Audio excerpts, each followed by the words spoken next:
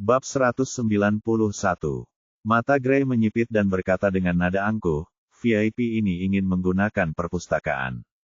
Dia bahkan tidak repot-repot mengoreksi Aden dan langsung menyatakan niatnya.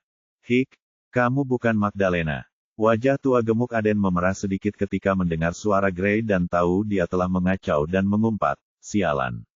Semua orang tua itu yang salah karena membiarkan wanita memakai baju besi dan topeng ini. Kalau terus begini, aku tidak akan pernah bisa mendapatkan satu pun. Di sampingnya, S memutar matanya. VIP ini ingin menggunakan perpustakaan. Aku bisa mencari Crave Elder jika kau sedang tidak enak badan. Gray mengulangi ucapannya dengan nada tegas tetapi juga mengancamnya dengan nama Lan dan ada sedikit rasa jijik di matanya. Dia tahu betul karakter lelaki tua ini. Dia terkenal suka melecehkan gadis-gadis muda yang datang ke perpustakaan dan melakukan hal-hal memalukan lainnya. Dia orang mesum. Itulah yang ingin dia katakan kepada Finn sebelumnya, tetapi dia urungkan niatnya karena tidak pantas memanggil orang tua seperti Aden dengan sebutan mesum. Namun, tampaknya dia sama sekali tidak peduli dengan citranya. Sekarang, dia menggunakan nama Lan untuk mengawasinya. Selain itu, dia tidak lebih lemah darinya dalam hal kekuatan maupun pangkat. Dia juga tidak perlu khawatir menyinggung perasaannya. Aden menatap Gray dengan kaku dan tahu bahwa Gray tidak bercanda. Dia sudah memiliki reputasi yang buruk dan bahkan mendapat peringatan dari Istana Api setelah beberapa alkemis wanita bersatu untuk melaporkannya. Sekarang, jika Gray, Kapten Api, melaporkannya langsung ke tetua kerajinan, dia akan kehilangan jabatannya dan mungkin akan dihukum. Dia tidak bisa meremehkan Gray karena dia adalah salah satu pengawal Lan. Aku hanya sedang bingung sesaat. Flame Captain Gray tidak perlu terlalu serius. Aku minta maaf. Aden memasang senyum paksa di wajahnya saat ia minta maaf dan akhirnya menatap Finn dengan senyum jelek. Tamu yang terhormat, silakan pergi ke rak buku nomor 51, itu untuk VIP. Letakkan saja token identitasmu di susunan yang terukir di rak buku, dan kau siap. Jika kau ingin pergi ke lantai yang lebih tinggi, harap selalu cari rak buku nomor terakhir di sana juga, dan lakukan hal yang sama untuk membuka susunan yang melindunginya. Tapi harap diingat, kamu tidak boleh menyentuh rak buku lain, atau kamu akan menerima serangan balik yang mengerikan. Dalam skenario terburuk, itu bahkan bisa membunuhmu. Hanya satu rak buku. Finn menatap Gray dengan bingung. Dia ingat dengan jelas bahwa dia memiliki akses ke semua yang ada di bawah lantai 26. Tetapi sekarang Aden memberitahunya, dia hanya bisa membuka satu rak buku di setiap lantai, bagaimana mungkin dia tidak memulainya. Gray tahu apa maksud tatapan Finn karena dia telah melihat token VIP-nya. Pustakawan Aden tidak perlu khawatir tentang perlindungan VIP ini, aku akan mengawasinya, cukup catat entry kita.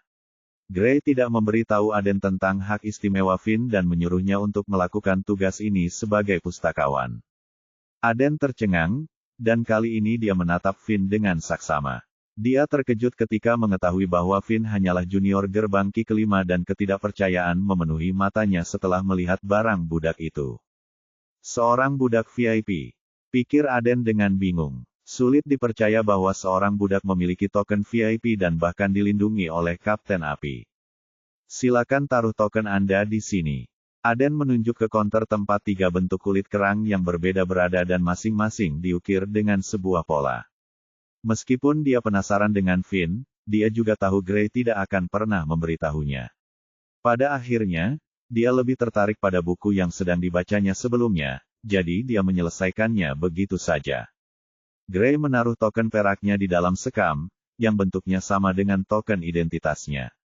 Susunan itu menyala dan setelah beberapa saat token identitas itu berhenti bersinar yang berarti selesai. S melakukan hal yang sama saat dia meletakkan token VIP-nya di sekam ketiga dan setelah Arai mencatat masukannya, dia mengambil kembali token itu. Mata Aden berkilat tak percaya saat melihat token VIP emas di tangan Finn, tetapi dia tidak berkata apa-apa. Gray tidak ingin berlama-lama di dekat Aden dan langsung membawanya ke lantai 2 karena di lantai pertama tidak ada yang bagus. Aden memperhatikan mereka naik ke lantai 2 dan bergumam pelan, seorang budak, memegang token VIP emas yang berharga dan pemandunya juga wanita sombong itu. Apa yang sebenarnya terjadi? Dia menggelengkan kepalanya karena itu tidak ada hubungannya dengan dirinya, lalu membaca buku itu lagi sambil tersenyum cabul. Kenapa dia bilang aku hanya bisa mengakses satu rak buku tertentu? Tanya S lagi. Dia tidak berbicara saat itu, karena Gray ingin merahasiakannya dari Aden. Namun sekarang setelah mereka berada di lantai 2, dia bertanya lagi. Gray menjawab kali ini, tokenmu dibuat khusus atas perintah dari tetua kerajinan Lan, dan itu satu-satunya. Biasanya, token VIP emas tidak dapat dibeli atau dibuat dan hanya ada token VIP perak dan perunggu. Token itu memiliki fungsi yang sangat terbatas seperti akses hanya kedua lantai pertama perpustakaan. Token emas Sir Black Fox adalah yang pertama dalam 100 tahun. Bahkan token emas hanya dapat memberimu akses ke informasi yang dangkal dan kamu hanya dapat membeli keterampilan atau teknik yang paling umum, dan token ini hanya memiliki 5 fungsi. Namun, token emas Sir Black Fox memiliki 7 fungsi dan dapat memberimu akses ke semua hal di sini secara gratis. Sederhananya, manfaat ini hanya dapat diberikan kepada alkemis kelas ungu. S bingung dengan informasi ini, dia tidak menyangka token emas ini begitu istimewa, dan dia bahkan mendapat satu yang unik. Tolong sampaikan rasa terima kasihku yang sebesar-besarnya kepada tetua Lan saat kalian bertemu lagi nanti. Ucapnya pada Gray. Tentu, Gray mengangguk dan bertanya, kemana Tuan Black Fox ingin pergi? Saya ingin melihat kemampuan jari. Jenis jari. Gray merenung sejenak dan matanya berbinar, silakan ikuti aku tahu di mana semua keterampilan fisik itu disimpan. S mengangguk dan mengikuti Gray menuju lantai atas. Dia bisa melihat setiap lantai hampir sama, tetapi orang-orang semakin sedikit saat mereka menaiki tangga. Mereka melewati 10 lantai tanpa henti dan S akhirnya melihat perubahan di pintu masuk lantai 11, sebuah penghalang cahaya menghalangi jalan mereka. Ada susunan identifikasi yang sama seperti yang dia lihat di meja Aden. Setelah mereka menekan token mereka di kulit, penghalang cahaya terangkat, dan mereka memasuki lantai ke-11. Itu juga sama dengan lantai bawah, tetapi rak buku hanya setengah jumlahnya dibandingkan dengan lantai bawah. Dia juga melihat penghalang cahaya transparan yang membagi separuh lantai lainnya dan ada 10 rak buku hitam di sisi lainnya. Itu area terlarang hanya untuk para pembudidaya jiwa. Gray memperkenalkan. Mata S berbinar penuh hasrat karena dia selalu ingin mendapatkan keterampilan jalur jiwa. Setelah berhenti sebentar, mereka menemukan semacam batasan dan area terbatas untuk jalur jiwa di setiap lantai. Mereka berdua akhirnya berhenti di lantai 17. Ada 20 rak buku besar dan 8 rak buku hitam di balik penghalang cahaya transparan.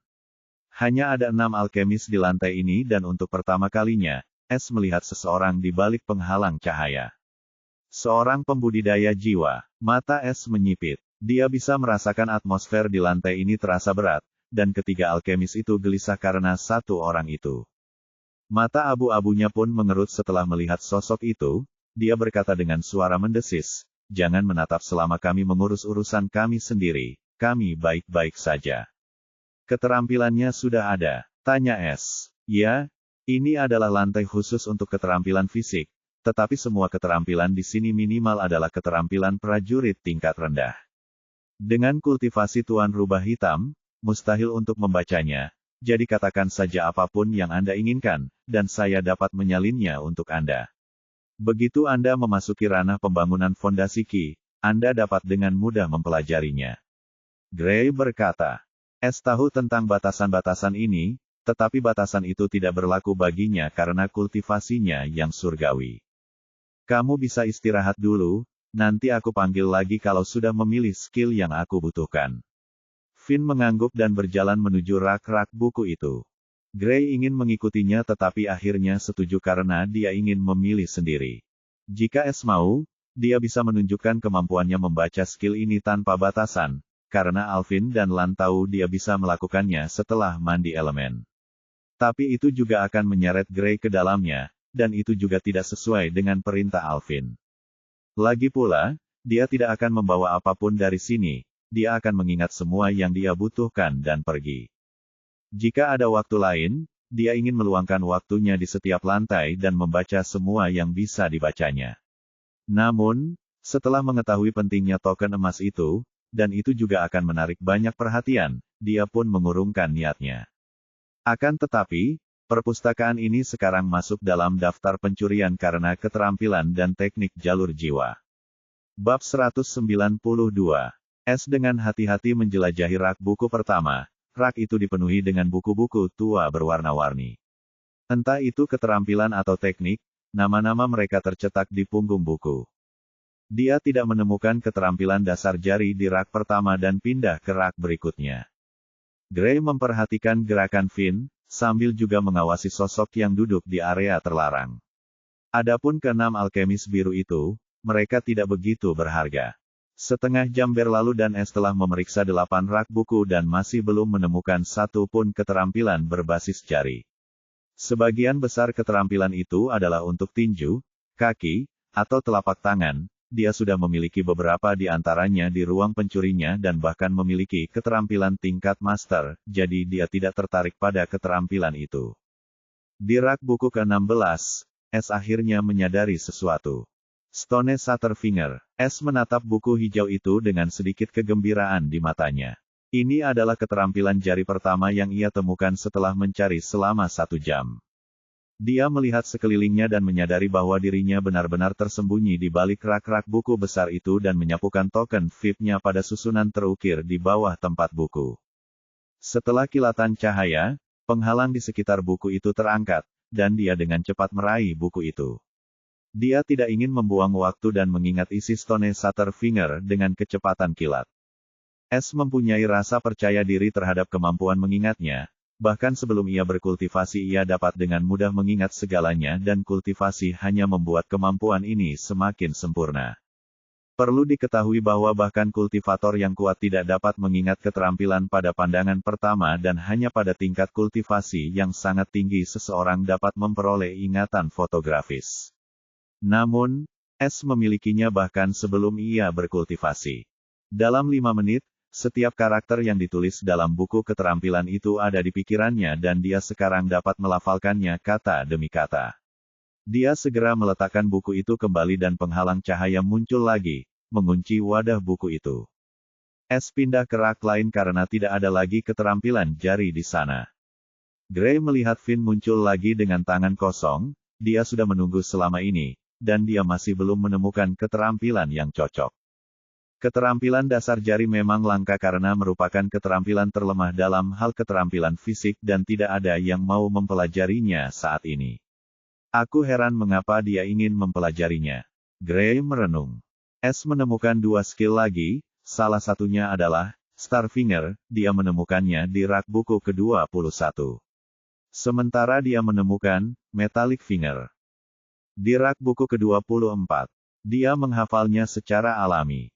Sekarang hanya tersisa rak buku ke-25, dan dia tidak berharap banyak untuk menemukan keterampilan dasar jari lainnya. Dia sekarang memiliki sedikit gambaran bahwa keterampilan semacam ini langka setelah hanya menemukan 3 di antara ratusan buku dan perpustakaan ini juga bukan perpustakaan biasa. S memeriksa buku-buku keterampilan itu satu persatu dan seperti yang dia kira, dia tidak menemukan keterampilan berbasis jari lainnya. Dia hendak berbalik ketika matanya tertuju pada sebuah buku dengan sampul yang compang camping dan berdebu. Buku itu ada di tempat penyimpanan buku terakhir. Yang menarik perhatian S adalah, setiap buku dalam kondisi baik, lengkap dengan namanya dan semuanya utuh, tapi buku ini tidak ada deskripsinya sementara sampulnya lusuh dan berdebu, dan yang paling penting tidak ada sekat yang melindungi kotak buku ini. Bahkan tanpa penghalang yang melindungi buku ini, buku itu tetap ada di sana dan berdebu. Itu juga menunjukkan tidak ada seorang pun yang menyentuhnya. Hal ini menarik perhatian S dan menghampiri buku berdebu itu. Ia dengan santai mengambil buku itu dan debu berhamburan begitu ia menyentuhnya. S meniup debu dan membuka halaman pertama dan hanya ada 1 baris yang tertulis di atasnya. Plexus kehidupan. S membalik halaman dan ada gambar tubuh manusia dengan struktur saluran meridian yang kompleks. Di sisi lain ada deskripsi yang sangat kompleks tentang sesuatu yang disebut titik akupuntur yang sangat berhubungan dengan saluran meridian dalam tubuh manusia. Es terpesona karena dia belum pernah mendengar tentang titik akupuntur sebelumnya, apalagi bagaimana titik akupuntur ini dapat menyebabkan kerusakan besar pada tubuh manusia. Ini sama sekali bukan keterampilan, buku ini membahas misteri tubuh manusia seperti titik kritis atau titik akupuntur. Jika semua yang tertulis dalam buku ini benar, maka seseorang dapat dengan mudah menaklukkan lawan hanya dengan satu jari. Es membaca sampai akhir, dan dia melihat satu baris di halaman terakhir. Semua yang ada di buku ini hanyalah teori berdasarkan pekerjaan saya seumur hidup sebagai dokter, SLK. SLK. Es mengernyitkan dahinya mendengar nama ini, dan ia pun paham mengapa buku ini tidak dijaga karena ini hanyalah teori seseorang dan tidak ada seorang pun yang tertarik dengan konjungsi belaka. Selain itu, ada hal-hal yang mustahil dijelaskan dalam buku ini, seperti bagaimana seseorang dapat menyegel aliran ki orang lain jika mereka menemukan metode untuk menyegel titik akupuntur. Namun, itu hanya hipotesis. Es tetap menganggap buku ini cukup menarik dan bahkan mendapat inspirasi yang mendalam. Ia tidak seperti yang lain, proses berpikirnya berbeda, dan menurutnya, buku ini adalah harta karun jika titik-titik akupuntur ini benar-benar ada. Aku harus menelitinya dan melihat sendiri, apakah titik akupuntur itu ada. Kalau memang benar-benar ada, maka itu lebih dari cukup untuk mengisi kekosongan yang tersisa. Mata Es berbinar-binar karena gembira. Karena tidak ada yang menginginkannya, aku akan mengambilnya. Tidak ada yang peduli jika buku yang tidak dijaga hilang. Setelah memastikan tidak ada yang melihat, ia menyimpan buku lama itu di ruang pencurinya dan memilih keterampilan tinju acak sebagai penutup. Ia tidak bisa kembali dengan tangan kosong. Gray melihat Finn kembali dengan buku keterampilan putih di tangannya, dia akhirnya memilih setelah membuang-buang waktu 2 jam. Saya ingin menyalin, Stonefish, ini. Es dengan santai memberikan buku ini kepada Gray, dan Gray membuat salinannya dengan susunan untuknya. Setelah meletakkan buku itu di tempatnya, mereka hendak pergi ketika penghalang cahaya yang menembus area terlarang itu berkilauan. Sebuah celah seukuran pintu muncul di penghalang cahaya ini dan seorang gadis mungil berjubah perajin rune berjalan keluar saat celah itu tertutup. Semua orang di lantai itu segera mengalihkan pandangan mereka, seolah-olah mereka tidak ingin dia memperhatikan mereka. Es hanya melirik sekilas sebelum melakukan hal yang sama. Gadis ini cantik saat berjalan anggun menuju tangga, dan dia memiliki aura kesombongan di sekelilingnya. Dia menatap semua orang dengan mata penuh penghinaan seolah-olah mereka adalah pelayannya. Ketika gadis ini melihat Gray yang mengenakan baju besi dan topeng, sekilas keterkejutan melintas di matanya yang besar seperti permata. Pandangannya tertuju pada sosok Finn yang kurus, dan dia segera mengalihkan pandangan dengan sedikit rasa jijik, ketika dia melihat topeng budak itu. Dia adalah seorang kultivator sungai jiwa, bagaimana mungkin dia tidak merasakan aura buruk dari topeng es. Salam, Lady Runecrafter. Gray menyapanya dengan hormat militer saat melihatnya berjalan menuju tangga. Matanya menunjukkan kekhawatiran yang mendalam. Gadis itu hanya mengangguk ke arah Gray sebagai jawaban. Jika itu orang lain, dia mungkin tidak akan melirik mereka. Gadis itu pergi dengan tenang tanpa jeda lebih lanjut. Apakah setiap perajin rune sepuas hati ini? Pikir Es sambil mencibir. Orang-orang seperti ini paling ia benci dan jika tidak sedang menyamar, ia tidak keberatan memberikan simbol pencuri kepada gadis sombong itu sebagai hadiah ucapan selamat datang dan perpisahan. Ayo pergi. Gray akhirnya bergerak setelah beberapa saat. Dia tidak ingin bertemu gadis itu lagi. Sekalipun dia menghormati para perajin rune, dia juga tidak menyukai sikap mereka. Es melihat pustakawan Aden sedang membaca buku yang sama sambil tersenyum cabul, lalu memasang wajah geli. Orang ini benar-benar dari ras yang berbeda dengan yang lain, pikirnya. Ini adalah pertama kalinya dia melihat seseorang membuat wajah seperti ini secara terbuka tanpa peduli dengan apa yang orang lain pikirkan tentangnya. Gray mendengus dengan mata menghina dan pergi tanpa mengatakan apapun. Dia membuat lelaki tua ini jijik. Aden hampir terlonjak mendengar suara Gray yang tajam dan saat melihatnya pergi tanpa pamit dia menggerutu kesal. Kalau kau mau pergi ya pergi saja, kenapa kau mengganggu lelaki tua ini di tempat sepenting ini? Tuan, apakah Anda ingin pergi ke tempat lain?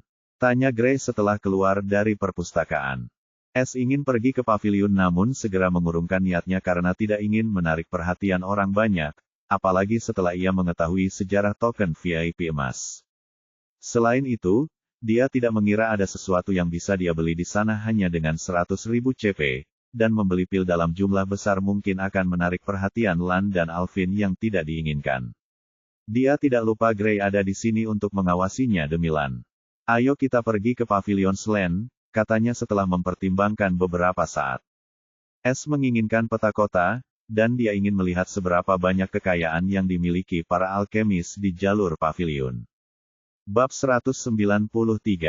Jalur pavilion hanya ada di kota api kerajaan Damien. Semua orang tahu bahwa hanya para alkemis dan perajin yang kuat dan berpengalaman yang dapat memiliki toko di area Flame City ini. Namun, apa yang tidak diketahui oleh kebanyakan orang, lorong pavilion ini juga merupakan tempat pelatihan bagi para jenius di kalangan alkemis dan perajin. Jalur pavilion dibagi menjadi dua area. Area pertama adalah tempat jalur pavilion dimulai, jalur masuk. Area kedua adalah yang paling dekat dengan Istana Api dan hanya mencakup 5 mil dari jalur pavilion sepanjang 20 mil, jalur jenius. Jalur jenius ini adalah area di mana hanya para jenius di antara para alkemis dan perajin yang bisa mendapatkan toko secara gratis. Hanya orang-orang dengan token VIP perunggu atau perak yang bisa menyewa para alkemis ini dan harganya sangat tinggi. Sekalipun gagal, seseorang masih harus membayar setengah dari biaya yang ditentukan. Tetapi orang-orang dengan patung tinggi masih datang ke sini meskipun harganya selangit karena para jenius ini berasal dari api pil. Para jenius ini relatif muda dan beberapa dari mereka bahkan dikirim ke sini dari negeri tingkat tinggi untuk menimba pengalaman. Toko paling terkenal di sini adalah Green Flame Pavilion, yang dikelola oleh jenius alkemis nomor 1 di wilayah tengah, Green Flame. 5 tahun yang lalu, gadis muda ini muncul di kota api ini dan saat itu dia hanya seorang alkemis peringkat biru dan usianya baru 18 tahun. Dan hanya setahun setelah datang ke sini, dia mencapai peringkat Azure dan menjadi alkemis Azure termuda di wilayah tengah.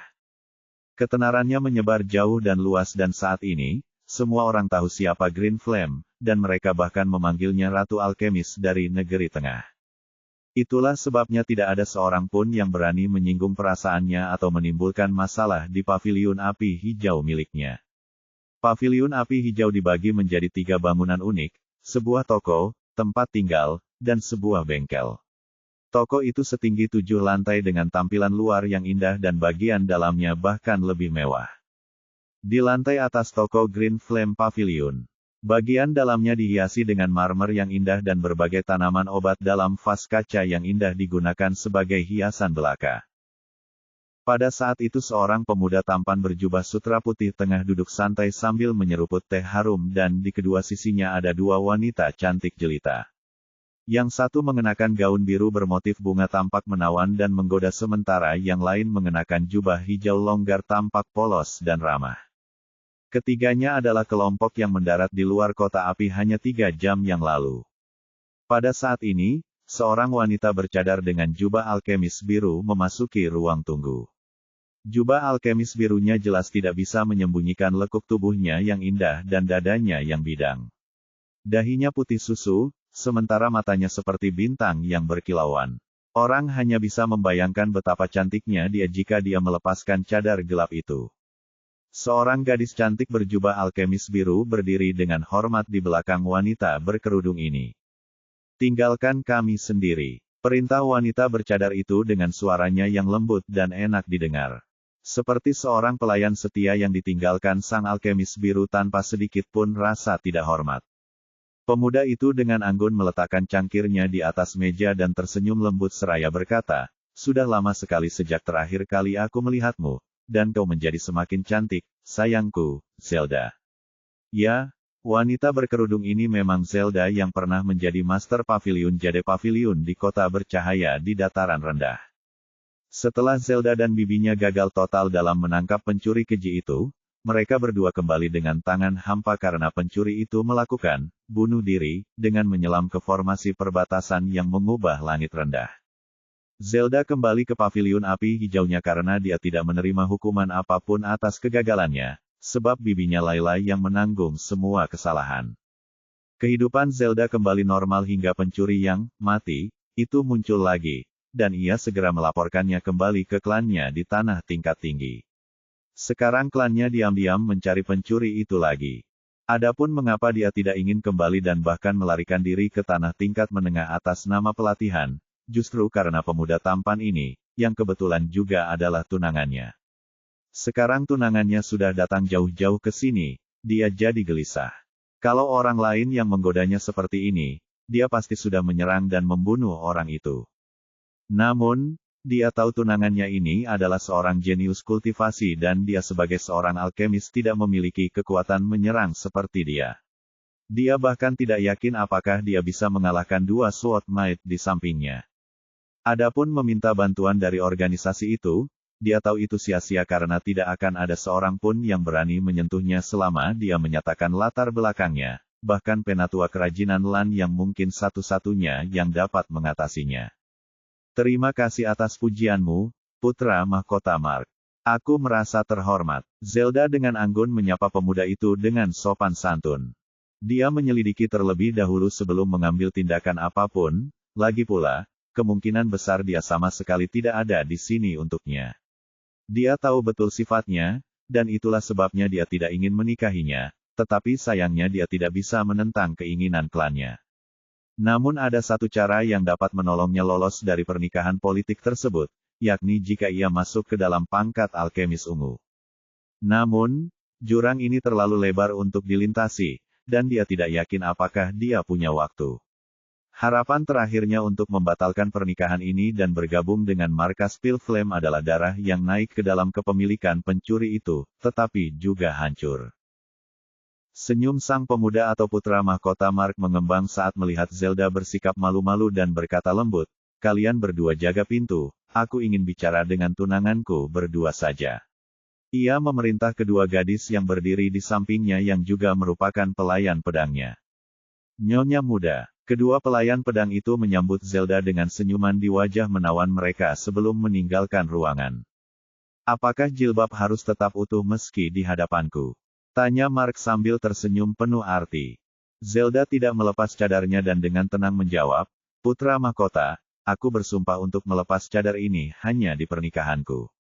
Jadi, aku harus minta maaf."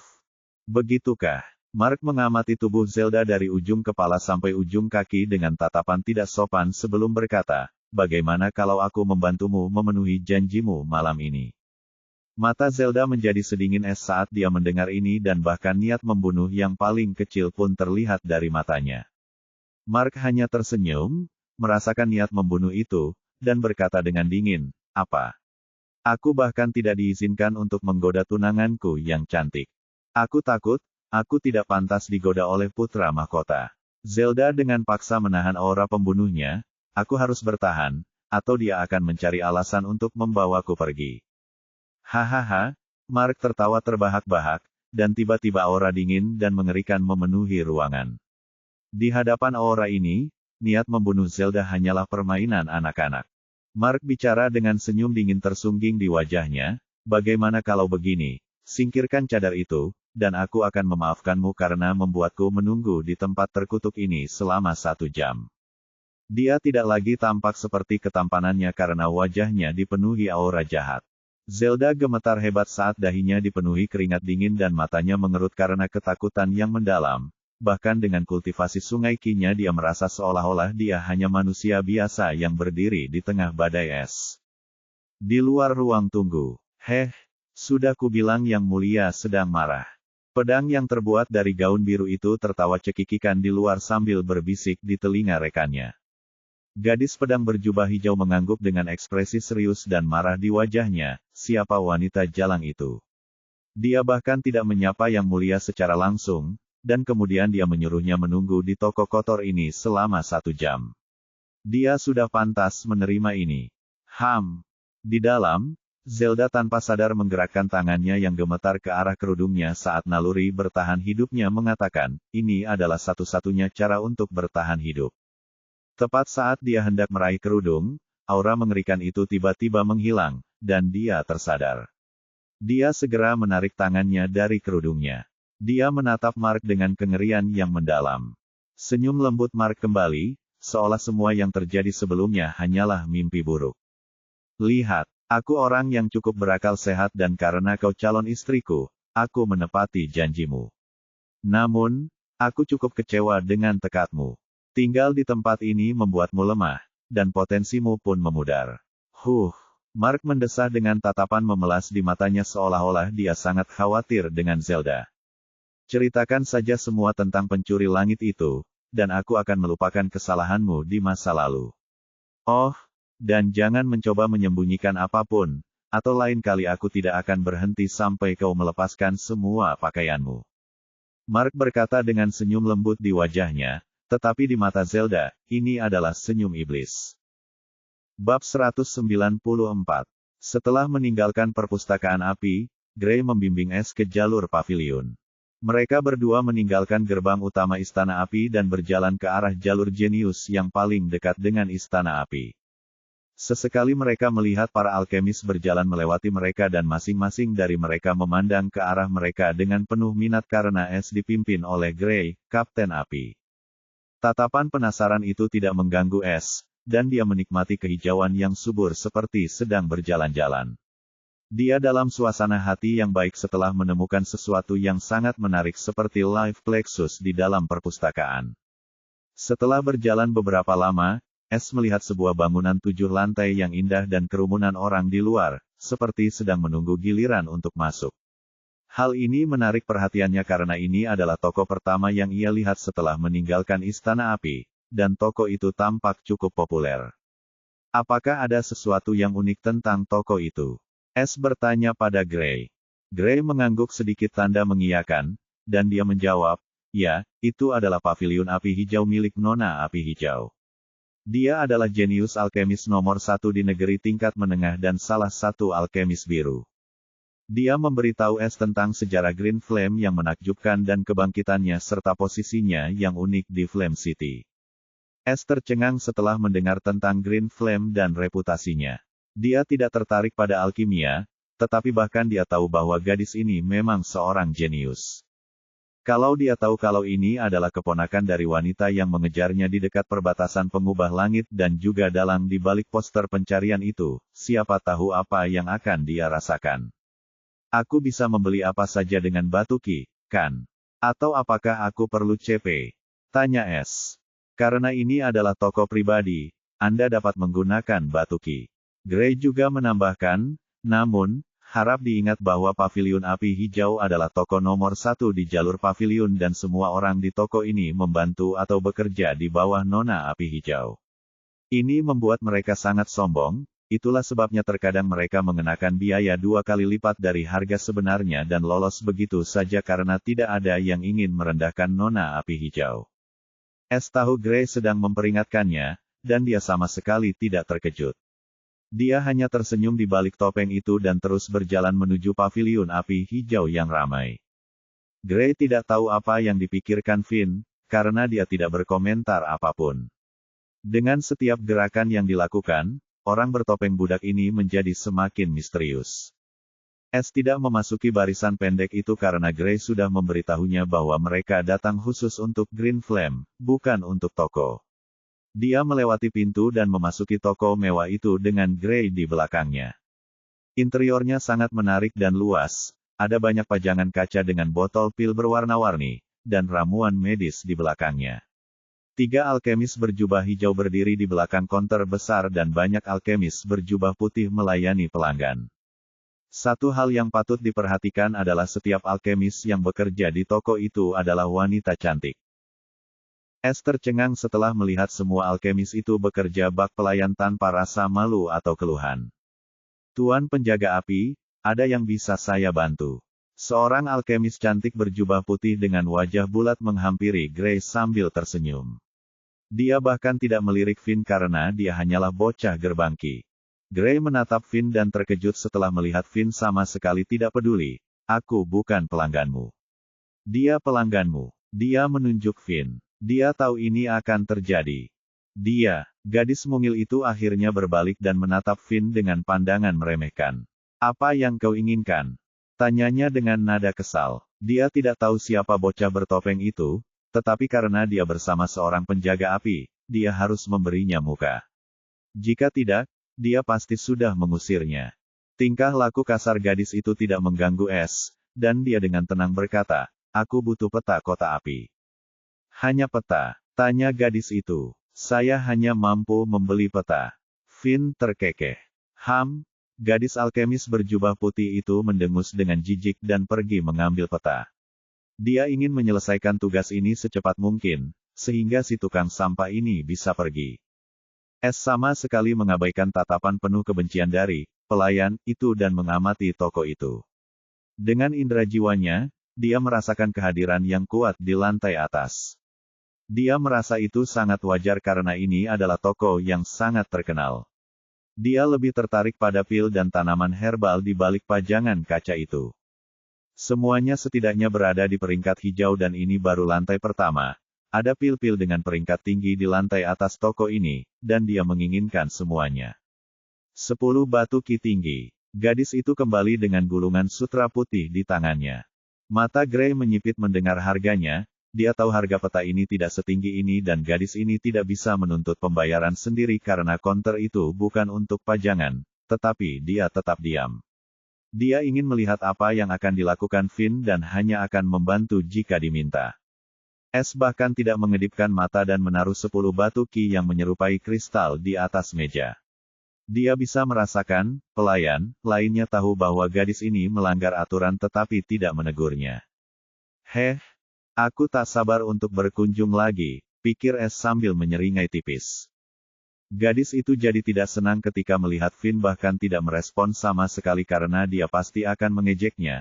Namun, sekarang dia menyerahkan peta itu tanpa berbuat apa-apa bahkan dia tahu kapan harus berhenti, dan dia tidak melupakan Gray yang tidak melakukan apapun selama ini. Es menaruh peta itu di dalam ruang pencurinya bersama peta lainnya dan berbalik untuk pergi karena dia sudah mengukur kekayaan toko ini dan kekuatan mereka. Gray mengikuti Finn tanpa berkata apa-apa ketika dia melihatnya tiba-tiba berhenti dan memperhatikan dia gemetar sejenak. Mata Es terbelalak karena dia tiba-tiba merasakan aura jahat sesaat dari lantai atas. Dia segera memulihkan ketenangannya dan mulai bergerak menuju pintu keluar lagi. Gray ingin menanyakan apa yang terjadi beberapa saat yang lalu, tetapi Finn tampak baik-baik saja sekarang, jadi dia tidak mengatakan apa-apa dan terus mengikutinya. Namun, dia melihat Finn berjalan sedikit lebih cepat dari sebelumnya seolah-olah dia sedang terburu-buru untuk pergi. Apa yang terjadi padanya? Apakah dia akhirnya marah? Gray menebak dengan liar, pasti karena itu. Di sisi lain, Es merasa sangat gelisah dan ingin kembali karena kehadiran yang ia rasakan sesaat itu sangat berbahaya. Ini adalah pertama kalinya ia merasakan bahaya seperti ini. Perlu diketahui bahkan Alvin atau Lan tidak menyebabkan indera jiwanya bereaksi seperti ini. Siapa gerangan orang itu? Pikir Es dengan wajah muram, kalau saja kehadiran itu tidak terpusat pada sesuatu yang lain, pastilah ia telah merasakan jiwaku. Es tahu bahwa indera jiwanya tidak pernah disakiti sebelumnya, dan dia bahkan yakin bahwa tidak ada seorang pun di sini yang dapat menemukannya. Namun, setelah merasakan kehadiran itu, dia tidak yakin lagi. Tanda jiwa itu jelas milik seseorang di alam Sungai Qi, tetapi itu bahkan lebih berbahaya daripada kultivator inti Sungai Qi. Ada 3 tanda jiwa alam Sungai Qi lainnya yang dekat dengan orang itu. Es merenung. Tuan Black Fox. Suara keras Gray menyadarkan Es dari lamunannya. Ya, Es menatap Gray. Aku bertanya kemana kau ingin pergi selanjutnya. Apakah semuanya baik-baik saja? Gray kini yakin bahwa ada sesuatu yang terjadi pada Finn setelah melihatnya linglung untuk pertama kalinya. Tidak, kita akan kembali. Aku harus pergi menyendiri, aku mendapat pencerahan tentang tembok kerajaan beberapa saat yang lalu, jadi aku tidak ingin melewatkan perubahan ini. Dia berbohong. Oh, kalau begitu kita harus cepat-cepat kembali. Gray berpikir mungkin inilah yang menjadi penyebab perilaku aneh Finn. Setelah setengah jam mereka akhirnya kembali ke area VIP dan sepanjang perjalanan Es terus memikirkan pertemuan aneh di Green Flame Pavilion. Tepat saat Es dan Gray hendak masuk ke dalam gedung, seseorang menghentikan langkah mereka. Sosok itu adalah seorang pria jangkung dengan baju besi pelindung api. Kapten Api. Ia menyapa Gray dengan sopan santun khas organisasi dan menoleh ke arah Finn sesaat sebelum berkata, Jenderal Api mengundang Tuan Finn untuk mengobrol. Apa yang diinginkannya sekarang? S mempersiapkan diri sebelum mengikuti penjaga api itu, memberitahu Gray agar menunggunya di dalam. Karena tempat tinggal Alvin bersebelahan dengan tempatnya, S tidak membutuhkan waktu lama untuk sampai di sana, dan letaknya hampir sama dengan halaman tempat dia menginap.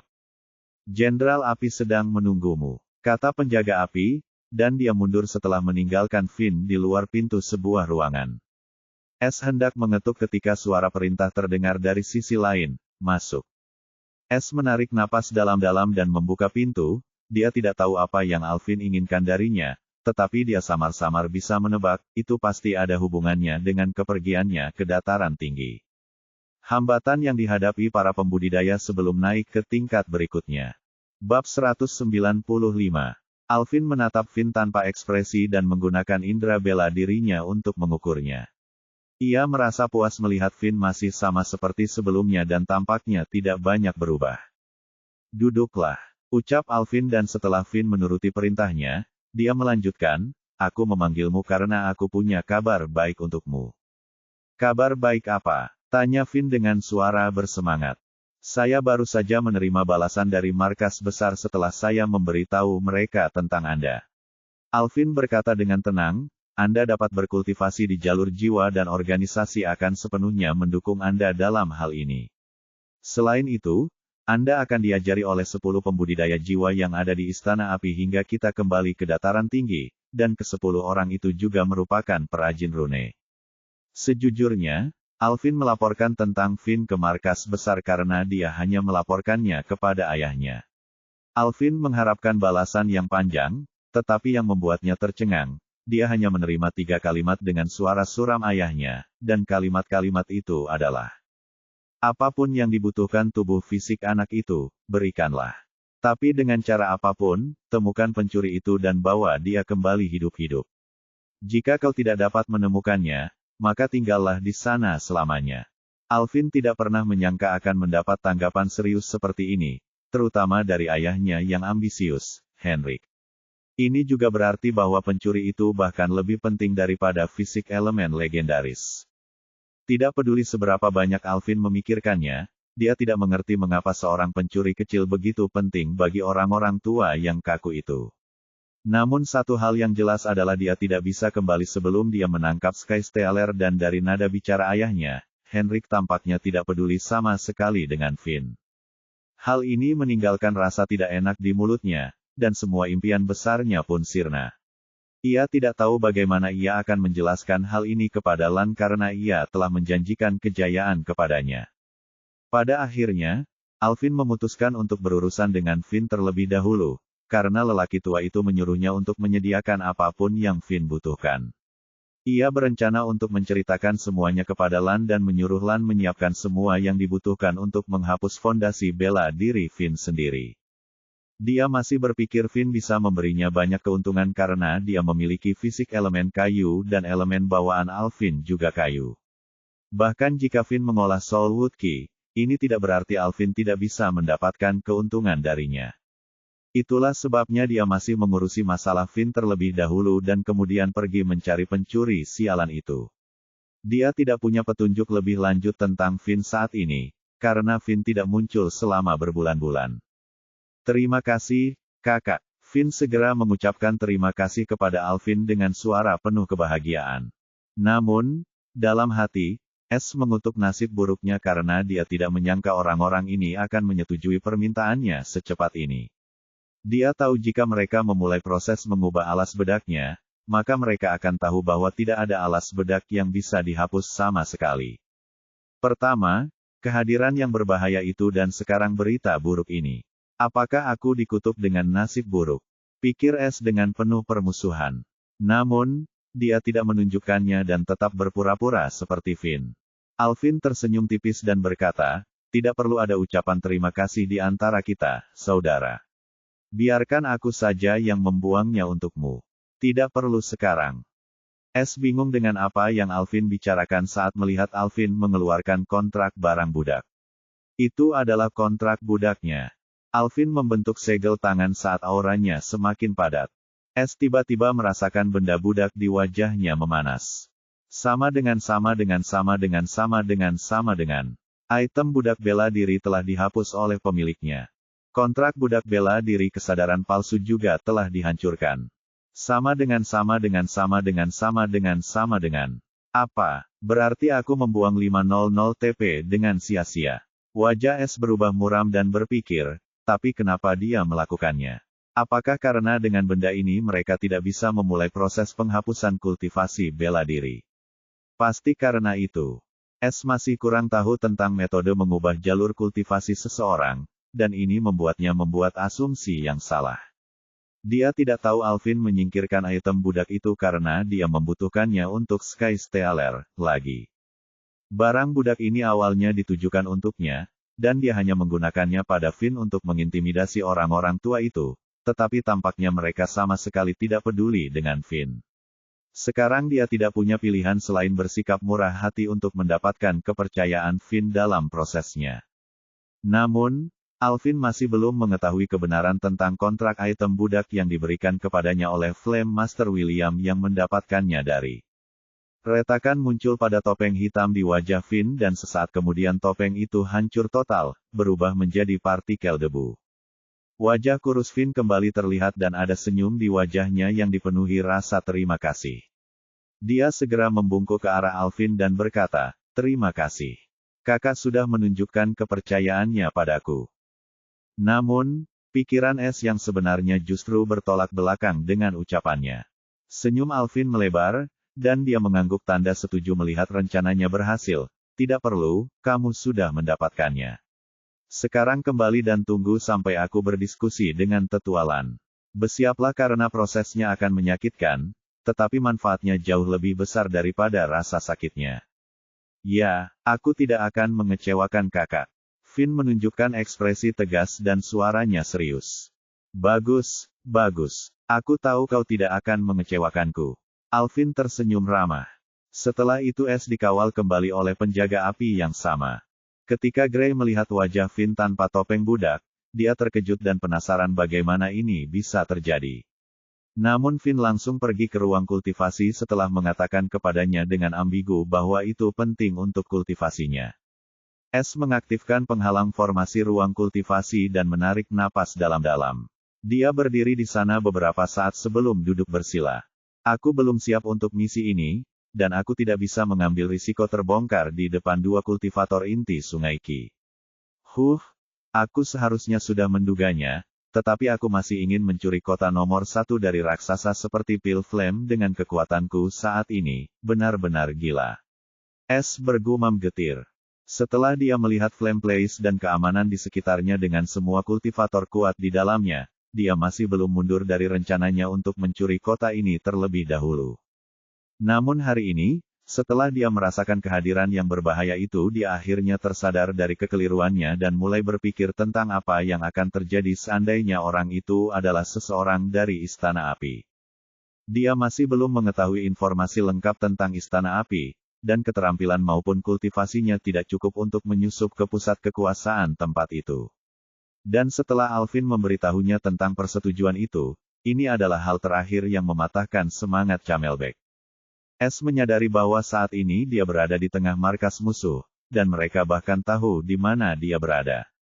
Meskipun dia mendapat banyak keuntungan, dia masih diawasi.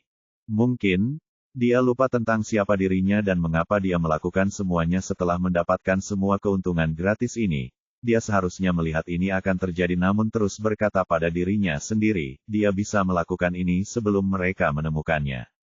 Namun sekarang, dia paham betapa besarnya masalah misi ini, dan dia berencana untuk mencuri salah satu target paling kuat terlebih dahulu, dan dia baru menyadarinya sekarang.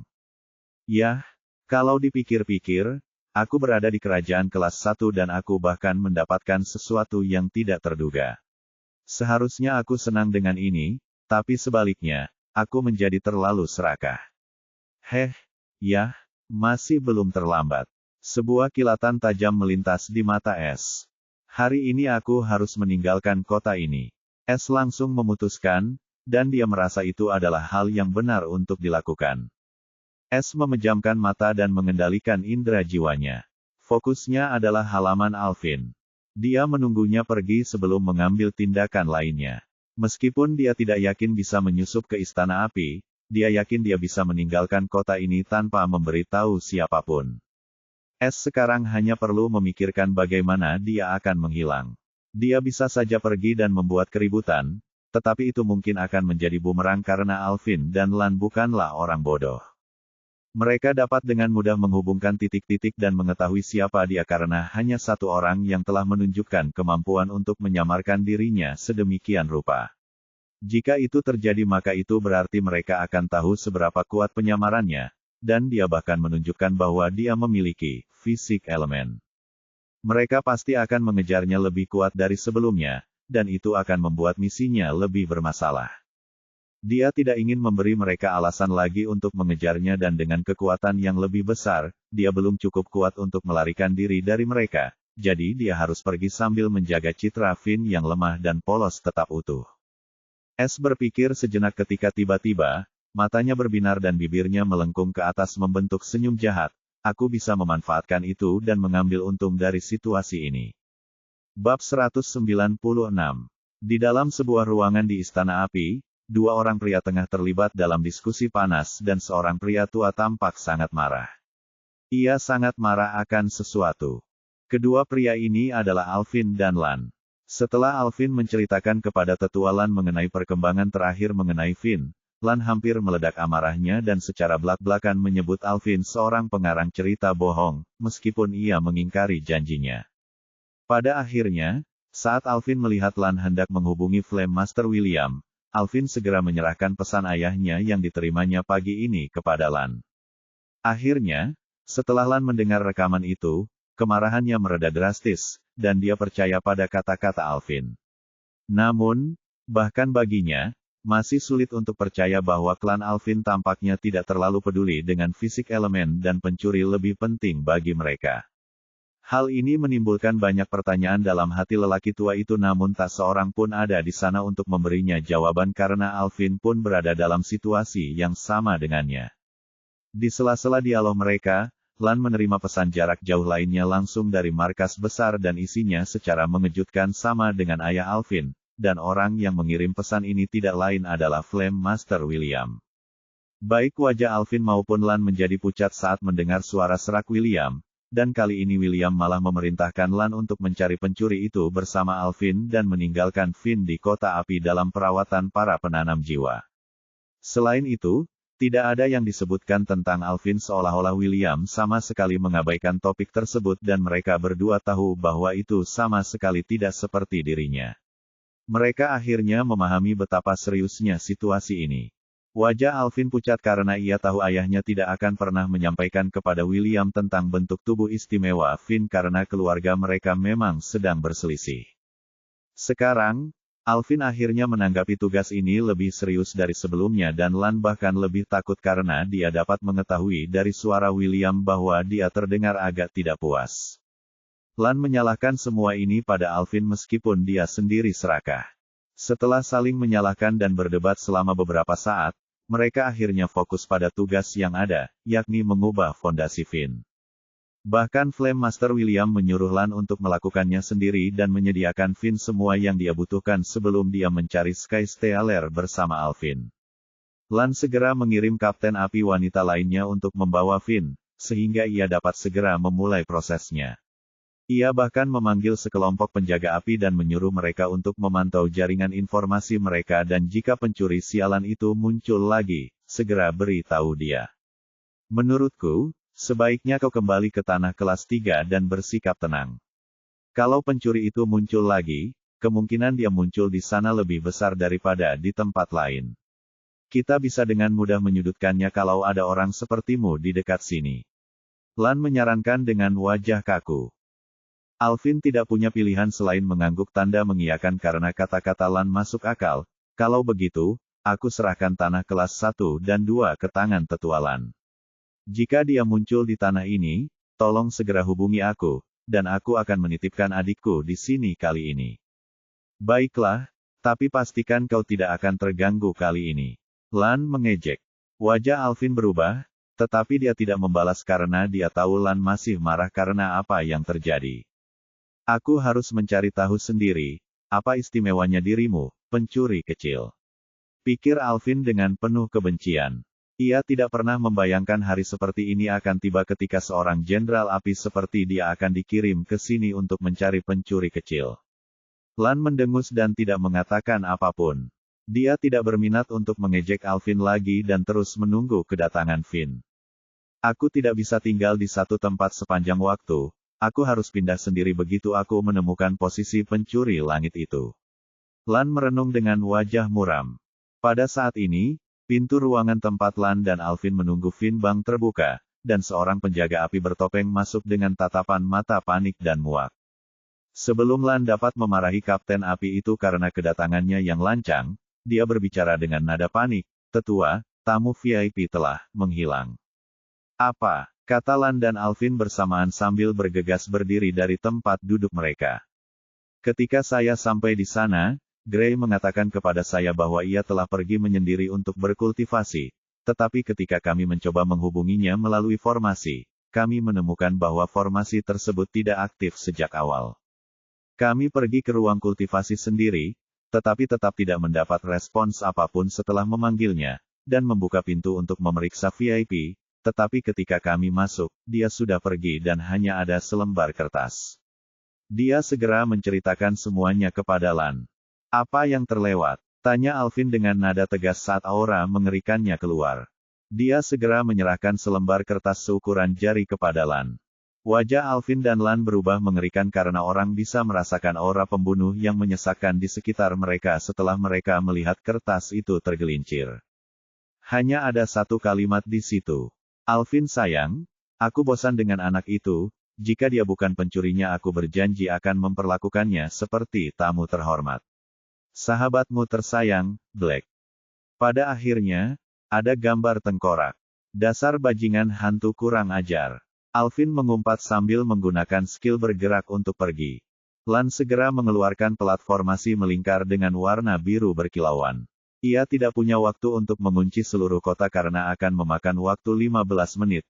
Itulah sebabnya ia menggunakan pelat formasi ini untuk memeriksa formasi yang tersebar di seluruh kota. Lan tahu jika penculik itu adalah hantu, mereka tidak punya banyak waktu, dan dia ingin menemukan lokasi pasti orang itu, sehingga dia bisa segera campur tangan. Namun, Lan kecewa karena dia tidak menemukan pergerakan yang mencurigakan sama sekali dan kota itu damai. Kulitnya pucat karena dia menggertakkan giginya karena marah, ini berarti Finn sudah pergi. Ini merupakan tamparan di wajah mereka dan jika berita itu tersebar bahwa seseorang telah menculik seorang VIP dari Flame City, organisasi itu akan menjadi bahan tertawaan di seluruh negeri tingkat menengah. "Pergilah, perintahkan setiap pengawal api untuk berkumpul dan sebarkan berita ini ke setiap kerajaan tingkat 1. Siapapun yang berhadapan dengan hantu mimpi buruk akan menjadi musuh pil api. Suruh orang-orang kita menyerang tempat persembunyian mereka, aku tidak peduli metode apa yang mereka gunakan, aku ingin VIP itu kembali dan menyuruh beberapa orang mencari tempat persembunyian mereka. Mereka bertindak terlalu jauh kali ini." Lan memerintahkannya dengan wajah muram. Meski tampaknya markas besar tidak begitu peduli pada Finn tetapi perintah untuk memberinya semua yang dibutuhkannya sudah cukup untuk menunjukkan bahwa mereka masih sangat peduli. Sekarang jika mereka tahu bahwa hantu-hantu itu menculiknya di bawah kendalinya, Lan akan berada dalam masalah besar. Itulah sebabnya dia tidak ragu untuk menyerang sarang-sarang pengedar hantu mimpi buruk, karena merekalah yang memprovokasi mereka terlebih dahulu. Alvin menggunakan harta karun itu untuk menyebarkan ilmu bela dirinya dalam radius 1000 meter. Ia begitu marah hingga matanya merah, ia bergerak menuju gerbang kota. Jauh di dalam hatinya dia tahu mereka sudah terlambat dan jika penculiknya adalah orang yang dia kira, maka Finn sudah pergi dan akal sehatnya juga tidak akan mengenalinya. Jika bajingan-bajingan sialan itu tahu tentang fisik istimewa Finn, mereka tidak akan pernah menyerahkannya. Aku seharusnya tidak pernah melepaskan item budak itu, sialan. Alvin menyesali keputusannya membebaskan Finn dari item budak itu. Sekarang dia malah berpikir bahwa orang itu secara khusus menargetkan Finn karena barang budak itu dan saat dia melepaskannya, mereka pun membawanya pergi. Yang tidak diketahui Alvin dan Lan adalah mereka memainkan permainan orang lain. Tanda hubung tanda hubung tanda hubung. 2 mil jauhnya di utara kota api, sebuah siluet samar-samar melintas di jalan acak. Kecepatan siluet ini hampir sama dengan seorang kultivator sungai Ki Puncak karena setiap langkahnya menempuh jarak 3 meter. Samar-samar terlihat siluet itu berpakaian hitam dan kepalanya ditutupi tudung. Jika dilihat dari balik tudung itu, ada wajah seorang pemuda yang sangat tampan. Dia jelas S tanpa penyamaran. S melarikan diri dari kota api 1 jam yang lalu saat Alvin berangkat ke istana api. Bagaimana dia bisa pergi tanpa memberitahu para penjaga api itu? Dia hanya menjebol tembok kota dengan tali. Dia memiliki tali yang dibelinya dari tanah tingkat rendah dan metode sederhana yang hanya bisa dipikirkan oleh manusia biasa.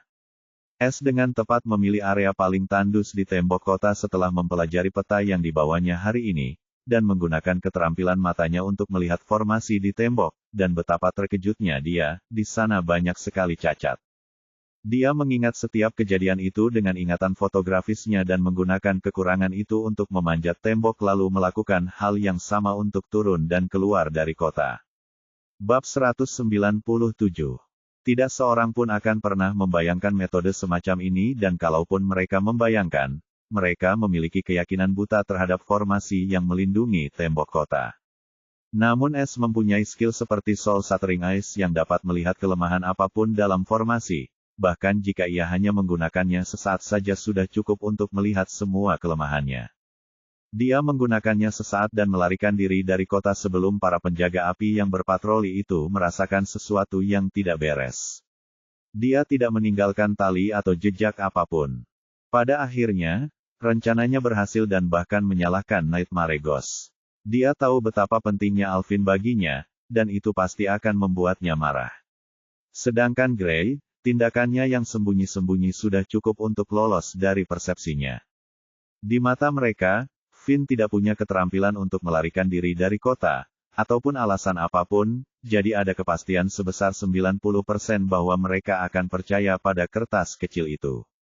S tidak dapat menahan senyum kegirangan, dia mengambil risiko besar kali ini dan jika Alvin atau Lan mengetahui kepergiannya terlalu cepat, dia akan memaksa menggunakan manik tak terlihat itu. Tetapi tidak ada hal seperti ini yang terjadi, dan dia melarikan diri dari kota api itu tanpa halangan, bagaikan pencuri licik. Mata S bersinar dengan kilatan tajam sementara senyumnya merenung, dia sekarang tahu di mana perbendaharaan itu berada dan bahkan mendapat inspirasi untuk salah satu tekniknya dan ini sudah cukup untuk saat ini meskipun begitu, dia frustrasi. Bukan berarti dia tidak akan kembali ke sini di masa depan. Dan saat dia kembali, itu akan seperti pencuri. Aku tak punya waktu untuk disia-siakan. S memasang ekspresi serius saat memikirkan 10 tahun lagi, dan dia harus mencuri 30 tempat. Dia hampir membuang-buang waktu 3 bulan dalam delusi untuk mencuri kota api kerajaan Damien terlebih dahulu, dan dia tahu dia belum siap untuk menyerang kota raksasa manapun di kerajaan ini saat ini. S berhenti sebentar dan mempelajari peta provinsi kerajaan Damien Kingdom. Kota terdekat dengan kota api adalah kota binatang dari Biskaling, tetapi dia tidak berencana untuk pergi ke sana, setidaknya tidak untuk saat ini. Setelah itu adalah kota kerajaan Damien Kingdom, kota kerajaan Damien, dan dia dapat sampai di sana dalam sehari dengan kecepatan penuh. Setelah memeriksa arahnya, dia mengembalikan peta itu ke tempat pencuri dan seperti hantu bergerak lagi. Tanda hubung tanda hubung tanda hubung. Damien Royal City sangat mewah, tetapi jika dibandingkan dengan Flame City, kota itu sangat kurang. Seperti tidak ada formasi yang tersebar di seluruh kota, tidak ada penghalang formasi, atau formasi di tembok kota. Struktur kekuasaannya juga kurang, tetapi masih ada Raja Damien inti Sungai Ki yang kuat yang mengawasi kota. Bahkan orang-orang sombong dari 3 raksasa harus memberi muka kepada Raja Damien. Sejarah keluarga kerajaan Damien sangat gemilang karena mereka dulunya hanyalah kerajaan kelas 3 dan kebangkitan mereka sangat mencengangkan sekaligus misterius. Namun, tampaknya tidak ada yang berhasil memecahkan misteri itu hingga hari ini. Beberapa orang percaya bahwa Raja Damien pertama menemukan beberapa warisan lama, dan beberapa rumor lainnya mengatakan bahwa kerajaan ini didukung oleh salah satu dari 3 raksasa. Mayoritas percaya pada yang terakhir karena ini adalah satu-satunya penjelasan yang masuk akal. Pada saat ini, seorang pemuda dengan penampilan sederhana namun berpakaian mewah sedang duduk di kereta kuda iblis. Jika bukan karena pakaiannya dan aura bangsawan di sekelilingnya, orang bisa saja menganggapnya sebagai orang biasa. Pemuda berwajah polos ini adalah S yang menyamar sebagai Rian. Dia tiba di kota tadi malam dan dengan mudah menyusup ke sana. Dia membeli beberapa pakaian mahal milik bangsawan di kerajaan Damien dan memakainya, jadi dia tidak akan menarik perhatian yang tidak diinginkan. S sangat menyukai kota ini karena tidak ada formasi tersembunyi di jalan dan yang terpenting tidak ada seorang pun yang tahu siapa dia atau apa dia. Tuan muda, kita sudah sampai di Biscaling Colosseum. Sang kusir membukakan pintu untuk S dengan sikap hormat. Setiap orang di kota ini memiliki latar belakang bangsawan karena tidak ada seorang pun yang bisa masuk tanpa memilikinya.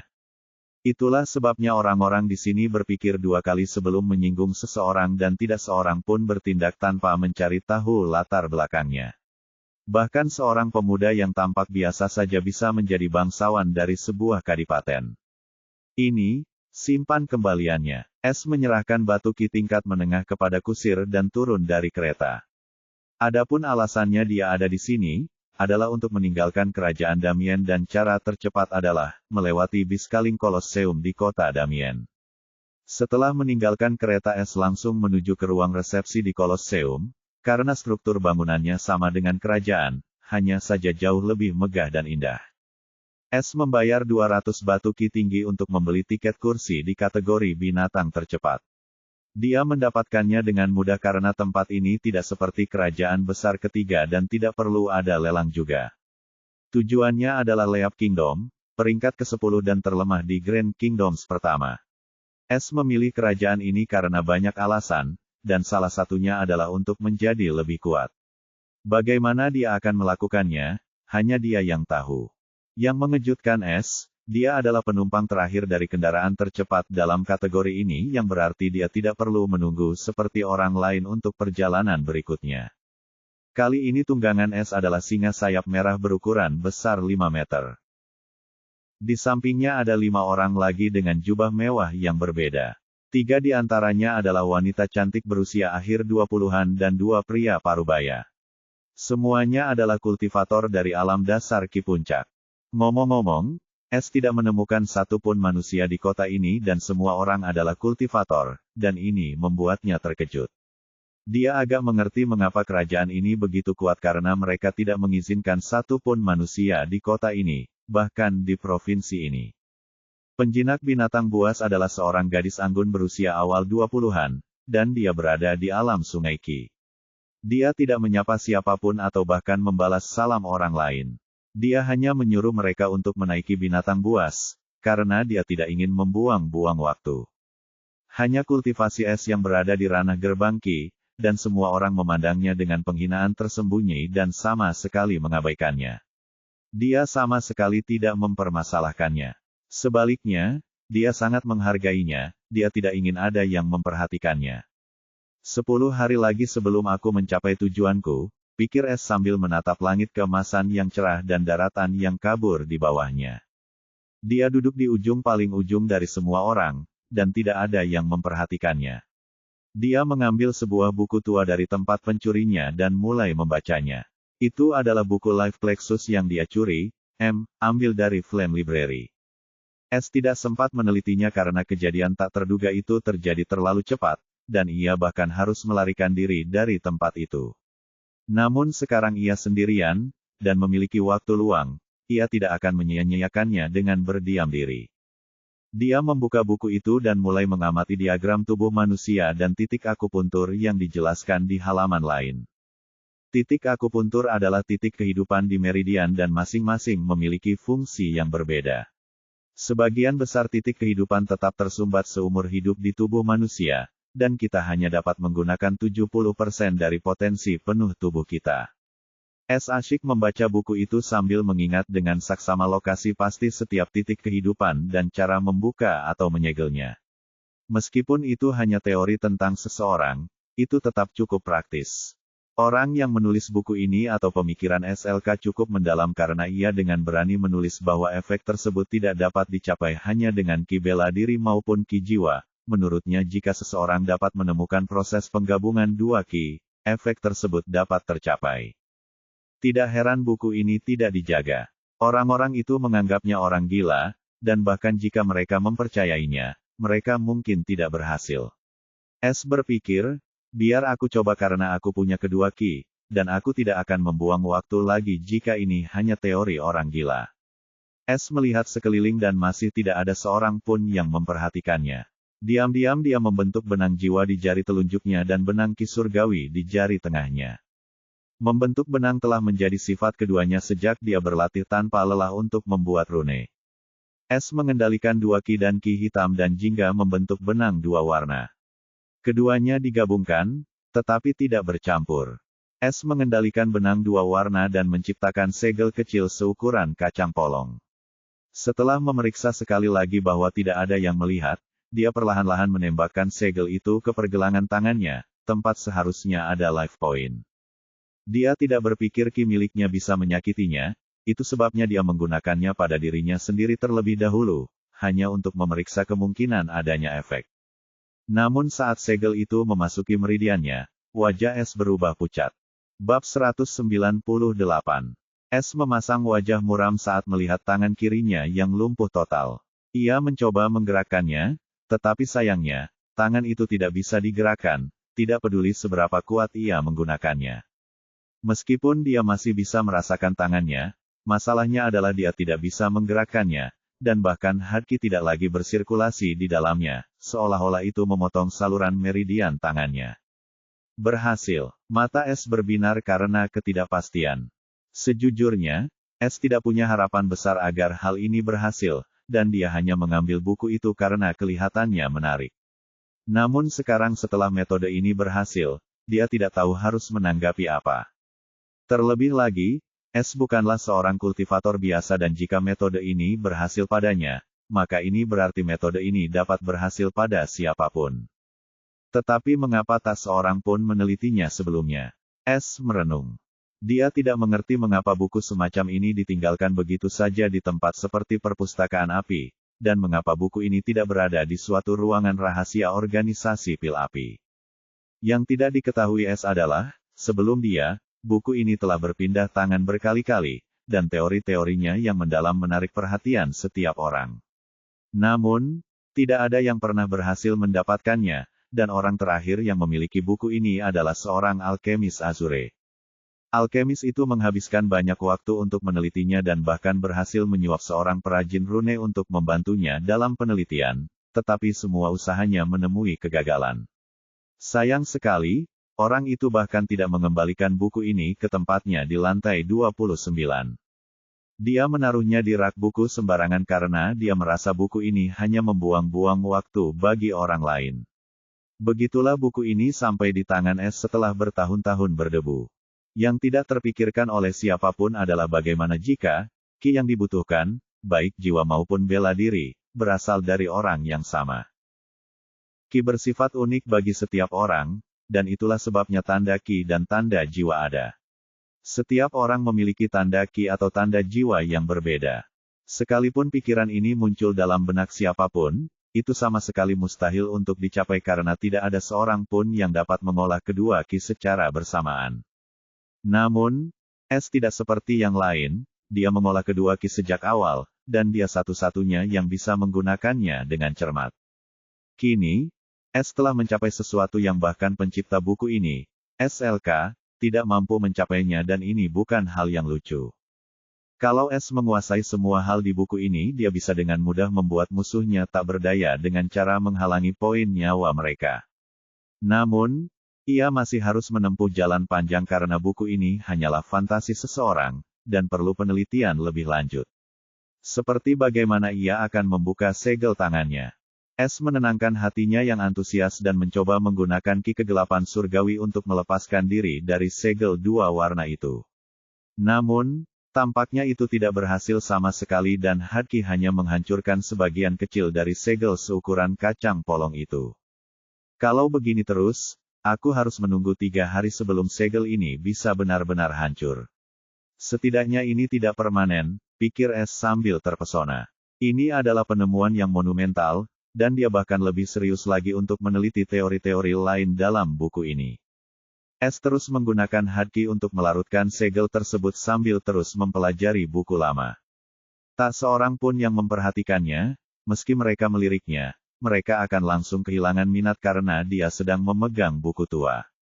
Gadis penjinak binatang itu juga sesekali meliriknya, dan dia cukup penasaran dengan apa yang dibaca anak laki-laki ini dengan wajah tanpa ekspresi. Namun harga dirinya sebagai penjinak binatang tidak mengizinkannya untuk berbicara dengannya, apalagi bertanya tentang buku lama itu. Setelah 3 hari, segel di pergelangan tangan Es akhirnya larut, dan ia bisa menggunakan tangan dan kinya lagi. Dalam 3 hari ini, ia merenungkan berbagai teori dalam buku itu dengan tekun, dan ia memiliki pemikirannya sendiri tentang beberapa di antaranya. Namun, ia tidak berani mencobanya sendiri lagi. Dia penasaran, tetapi dia bukan orang gila. Dia terus memikirkan apa yang bisa dia lakukan dengan pengetahuan ini dan segel itu memberinya arahan yang sangat bagus untuk dikerjakan. Tetapi dia ingin terlebih dahulu menemukan metode untuk membuka segel itu.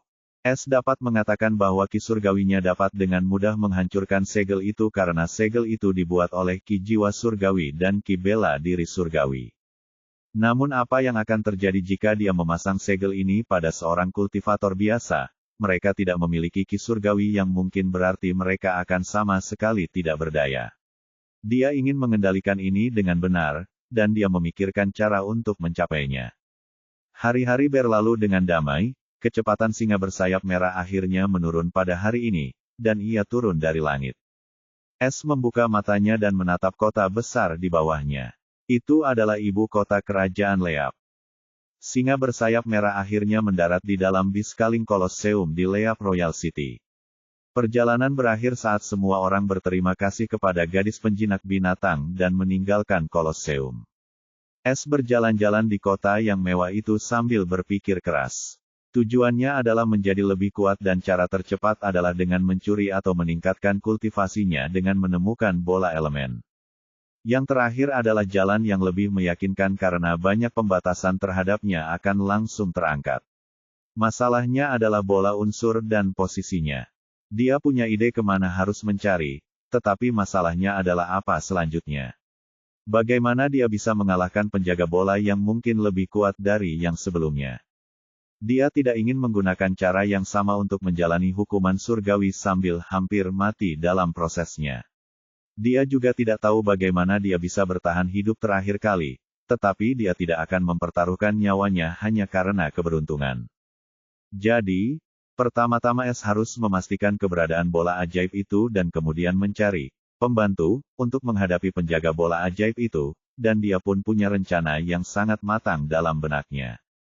Namun sebelum dia melakukan apapun, dia harus menemukan cara untuk menghadapi petir surgawi itu. Jika keadaan sudah semakin mendesak, dia harus bersiap untuk mengaktifkan turbulensi surgawi itu lagi. Itulah sebabnya dia ada di sini karena keluarga kerajaan Leap Kingdom memiliki harta pelindung berjenis petir. Itu adalah harta nasional Leap Kingdom dan simbol kebanggaan. Es tidak tahu apakah itu akan cukup untuk menghadapi petir surgawi, tetapi itu jauh lebih baik daripada tidak punya apa-apa. Selain itu, dia tidak hanya mengejar satu harta karun petir ini, dia berencana untuk mencuri semua harta karun jenis petir atau apapun yang berhubungan dengan petir. Seseorang pasti tahu bahwa petir adalah elemen yang sangat langka, dan harta karun yang berhubungan dengannya bahkan lebih langka lagi. Kerajaan Leap yang memilikinya sudah dianggap tidak pantas. Dengan Damokles waktu yang mengancamnya, Es berencana untuk bertindak secepat mungkin. Dia tidak menaruh harta karun tingkat kerajaan ini di matanya setelah melihat pertahanan Flame Place. Dia hanya butuh beberapa informasi, dan dia tahu cara mendapatkannya tanpa berbohong. Masih ada masalah kalau dia meninggalkan jejak pencuri dan orang lain mengetahui posisinya, tapi dia tidak peduli lagi, karena sekarang Es ingin orang lain tahu di mana dia berada. Tanda pisah. Es melaju kencang menuju istana kerajaan Leap, tak seorang pun melihatnya bahkan setelah ia lewat di depan mata mereka. Bahkan para pengawal kerajaan dari wilayah Sungai Qi berdiri di sana seperti orang bodoh ketika ia melintas melewati mereka seperti hantu. Setelah melalui beberapa liku-liku, Es akhirnya berada di dalam istana kerajaan. Ia dengan cermat memindai area sejauh 500 meter dengan indera jiwanya dan bergerak menuju arah tertentu. Es melihat seorang wanita ramping anggun dengan rambut panjang keemasan yang indah. Dia memiliki aura supremasi dan kesombongan di sekelilingnya saat dia diikuti oleh banyak pelayan cantik. Dia adalah Ratu Kerajaan Leap. Bibirnya bergerak ke atas melihat wanita bermartabat ini karena dia hanya seorang kultivator tahap dasar Qi menengah. Tanpa bergerak Es menggunakan penyelidikan jiwa padanya, dan dia tidak menyadari apapun dan terus bergerak dengan wajah sombongnya. Es mulai mendapatkan ingatan ratu pada saat berikutnya. Sekarang dia sudah berada di puncak tahap fondasi surgawi, dia bisa membaca ingatan sambil mencurinya sekaligus. Pertama, dia mendapat banyak kenangan yang tidak berguna tentang bagaimana dia berasal dari Kadipaten dan bagaimana dia berselingkuh dengan saudara laki-laki raja. Es bahkan merasa simpati pada Leap King, yang diselingkuhi oleh adik laki-lakinya sendiri.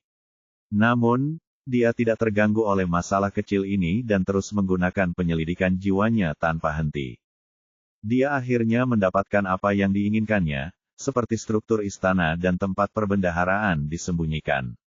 Bab 199. Es terus membaca ingatan Leap Queen yang dicuri secara berurutan. Tiba-tiba kerutan muncul di wajah tenangnya karena dari ingatan wanita itu, dia menemukan harta karun cahaya tidak ada di perbendaharaan karena wanita ini telah datang ke sana berkali-kali dan hanya raja yang tahu di mana letaknya. Ini berarti harta karun itu ada bersama raja atau disembunyikan di suatu tempat lain di Istana Leap. Es belum bisa menyelidiki ingatan seorang kultivator Sungai Qi, yang membuat hal ini semakin merepotkan. Dia berhenti menggunakan penyelidikan jiwa dan bergerak ke selatan, lebih dalam ke dalam istana. Ia menuju ke perpustakaan raja, tempat di mana raja akan berada saat ini, menurut ingatan ratu. Es bertemu dengan beberapa pengawal kerajaan Sungai Qi yang kosong, namun ia dengan mudah melewati mereka. Setelah melewati lorong besar, sebuah pintu perak tinggi muncul di hadapannya. Itu adalah perpustakaan raja yang hanya bisa dimasuki oleh Leap King, bahkan ratu pun tidak bisa masuk ke tempat ini tanpa izinnya. Dia menggunakan mata rahasia dan seperti dugaannya, sebuah formasi melindungi pintu, dan kemungkinan besar itu adalah formasi rahasia 6 manusia. Dia juga merasakan tanda jiwa di dalam perpustakaan yang berada di puncak alam Sungai Qi, kemungkinan besar itu adalah tanda jiwa Raja Lompatan. Selain itu, ada 2 pembudidaya Sungai Qi mengalir yang tersembunyi di koridor besar itu. Menurut ingatan Sang Ratu, keduanya adalah penjaga kehidupan kerajaan Sang Raja, dan mereka selalu bersembunyi dalam bayangan, melindunginya. Es tahu batas kemampuannya dan dia bukan lawan mereka. Meskipun begitu, dia akan mencoba mencuri cincin penyimpanan Leap King. Jika ini tidak berjalan dengan baik, ia selalu dapat melarikan diri, karena tidak ada yang dapat menghentikannya di sini. Yang lain mungkin akan menganggapnya sebagai pembunuh yang gagal dalam misinya untuk membunuh raja. Aku punya waktu sampai malam sebelum orang ini keluar, dengan 2 penjaga itu aku tidak bisa memasuki perpustakaan karena aku harus menggunakan mata yang menggetarkan jiwa untuk membuka formasi dan menunjukkan diriku. Menunggu lebih nyaman, Es merenung. Karena aku punya waktu, aku harus melakukan sesuatu. Oh, sekarang setelah aku tahu di mana perbendaharaan itu, tidak sopan meninggalkannya begitu saja dengan berkunjung, kan? Senyum pencuri muncul di wajah Es saat dia menghilang dari koridor besar, dan tujuannya adalah Leap Treasury.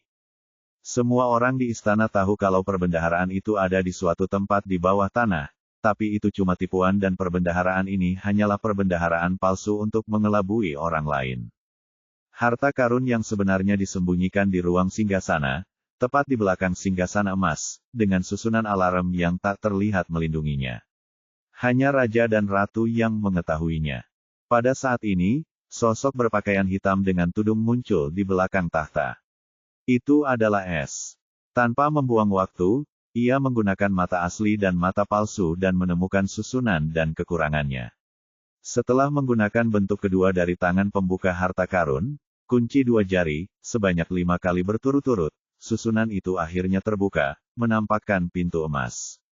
S harus menggunakan mata penghancur jiwa karena ada kunci formasi di pintu emas itu.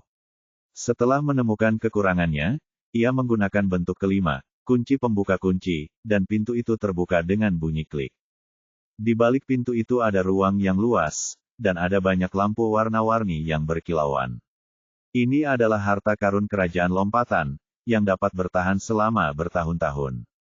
Akan tetapi, S tidak langsung masuk ke dalam dan menggunakan mata rahasianya, dan seperti yang diduganya, ada sebuah formasi di tanah dan penghalang formasi tak terlihat di depannya. Jika dia langsung masuk, formasi itu akan memberitahu seluruh istana dan menjebaknya di sana sampai seseorang datang dan menangkapnya. Ya, dia juga bisa lolos dari ini, tetapi dia akan ketahuan terlalu dini, dan dia tidak menginginkan itu. Dia menggunakan tatapan mata yang menggetarkan jiwa selama 10 detik sebelum dia mengingat kekurangannya. Namun, ini adalah batasnya setelah memasuki tahap puncak fondasi surgawi. Lagi pula, dia akan menderita serangan balik yang hebat. Dengan butiran keringat di dahinya, dia menggunakan jurus kelima, kunci pengunci robek, lagi pada penghalang dan sebuah celah kecil muncul, dan dia memasuki ruang harta karun sambil menginjak cacat pada formasi tanah. Melihat semua botol pil yang berkilauan, deretan senjata tajam, satu gunung kecil batu ki puncak serta gunung besar batu ki tingkat tinggi, S ingin tertawa terbahak-bahak karena ini adalah jarahan terbesar yang pernah dilihatnya sampai sekarang. Saatnya bekerja, pikir S dengan gembira. Setelah 15 menit, S keluar dari ruang penyimpanan dengan senyum gembira. Ia tak bisa menyembunyikan senyum lebarnya saat menatap pemberitahuan yang baru saja diterimanya. Sama dengan.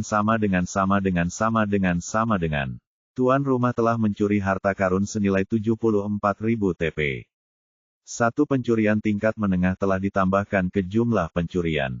Hadiah pencurian tingkat menengah pertama, 5.000 TP dan teknik pembuatan jimat dasar kunci.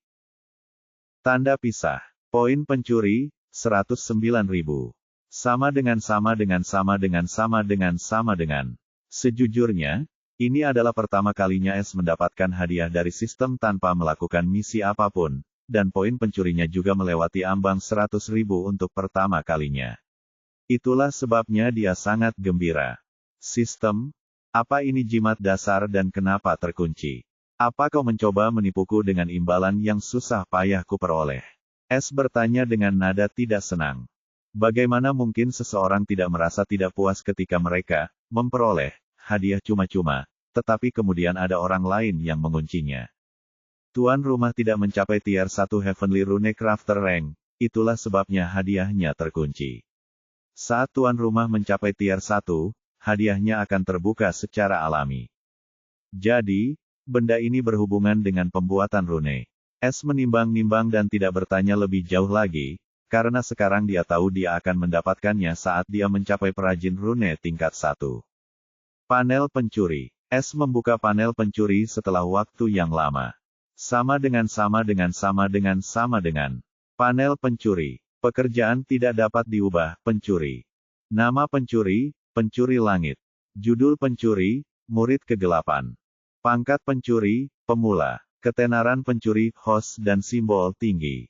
Simbol pencuri, burung hantu hitam.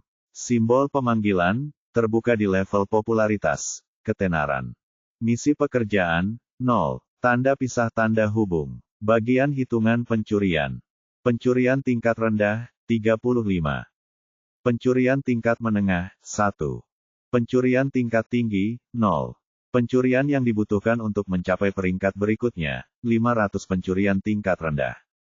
Sama dengan. S sangat gembira setelah melihat ketenarannya telah mencapai tingkat tinggi, dan dia juga memperoleh pencurian tingkat menengah. Dia membutuhkan tingkat popularitas ketenaran untuk memanggil simbol pencuri, dan dia yakin akan mendapatkannya kali ini setelah dia melihat simbol burung hantu besar yang jelas di dinding harta karun. Simbol itu muncul secara misterius setelah dia mendapat pemberitahuan tentang pencurian tingkat menengah. Burung hantu itu berukuran 10 meter dan terukir dalam di dinding tengahnya. Namun, kali ini ada perbedaan, ada tulisan emas di sayap burung hantu yang berwarna gelap dan tajam, Sky Stealer. S menduga itu semua karena pencurian tingkat menengah, dan kata-katanya juga dalam bahasa dunia langit keemasan, bukan dalam bahasa dewa kuno yang digunakan sistem. Ini berarti siapapun bisa membacanya. Sekarang dia tidak perlu meninggalkan Batu Ki dan semua orang akan tahu siapa seniman itu.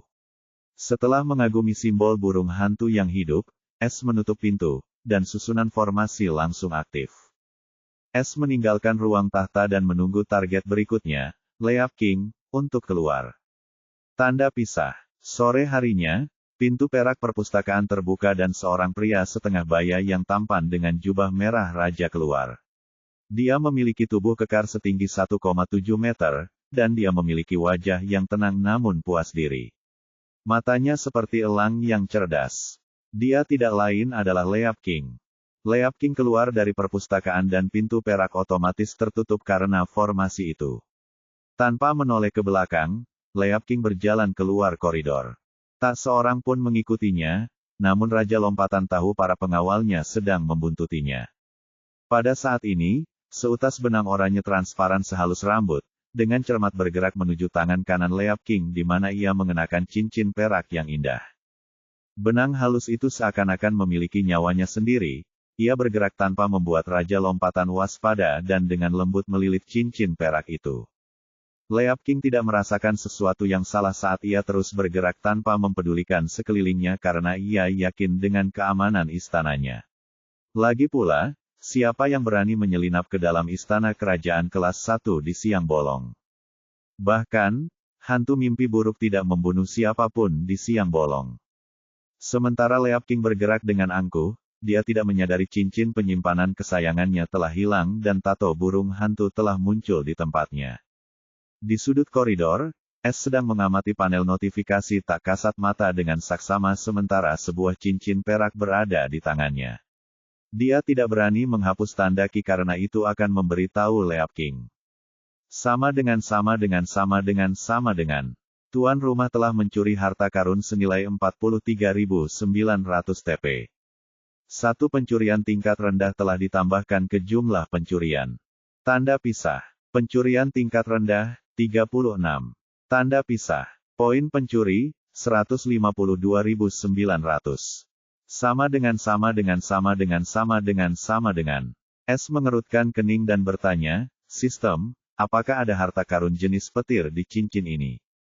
Karena dia tidak dapat mengetahuinya dari laporan pencurian yang panjang, dia langsung bertanya pada sistem.